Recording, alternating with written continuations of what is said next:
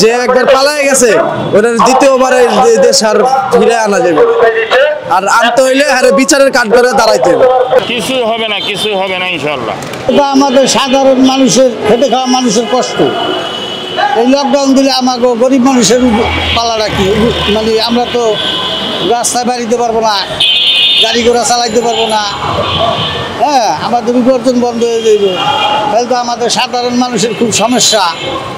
তাহলে আমাদের অবস্থাটা কি দাঁড়াইব? লকডাউন এটা তো বাস্তবায়ন হইব না, আর বাস্তবায়ন তো জনগণ করতেও দিব না, ঠিক আছে? বা এটা বাস্তবায়ন হইব না। আর যে একবার পালায় গেছে ওটার দ্বিতীয়বার দেশ আর ফিরে আনা যাবে আর আনতে হইলে আরে বিচারের কাঠ করে দাঁড়াইতে হবে। দাঁড়ানোর পরে তারপরে আনতে হবে। এছাড়া আর এই দেশে আসতে পারবো না।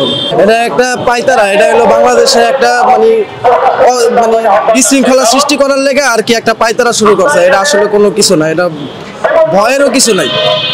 যে লকডাউন দিছে এটা তো আগের থেকে এরা পাইতারা করতেছে, লকডাউন দিয়ে দেয়া মানুষদের হেনস্থ করছে, তারপরে আপনার এই যে মানুষগুলারে বিভিন্ন পেরেশানির ভিতরে ফালাইছে। হ্যাঁ, লকডাউন তো ইনশাল্লাহ কার্যকারিতা হইবই না, আর হইতে দেওয়া যাইবই না।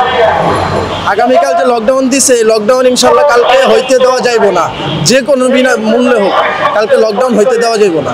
কিছুই হবে না, কিছুই হবে না ইনশাল্লাহ। কারণ আমি দোকান করবো ইনশাল্লাহ। আমার ফ্ল্যাটে খাদ্যকে দিব, আমার ফ্ল্যাটের খাদ্যটা কেটে দিব। সম্মিত দেওয়ার মতন মনে করেন রিজিকের মালিক হলো আল্লাহ। আল্লাহর পরে পৃথিবীতে আর কেউ নেই। আমার রিজিক আমি চালিয়ে যাব, আমার রিজিকে ফয়সালার লেগে আমি চালিয়ে যাব। কোনো লকডাউন কিছুই হবে না।